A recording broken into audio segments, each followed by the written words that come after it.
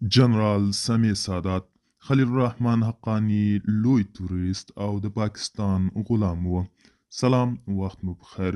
پام وکړئ د نن ورځې تازه او مهم خبر ته. د متحدې جبهې مشر جنرال سمیع سادات خلیل الرحمن حقانی لوی تروریست او د پاکستان غلام بللی.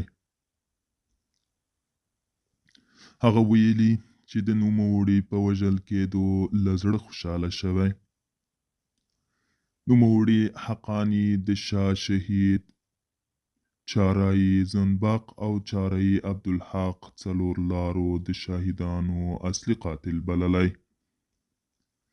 سادات د کابل خلکو ته هم مبارکي ویلې ده. دوستانو، دا و د نن ورځې چمتو کلی خبر. تر بیا هم په الله سپارم. ښې چارې، ښه وخت.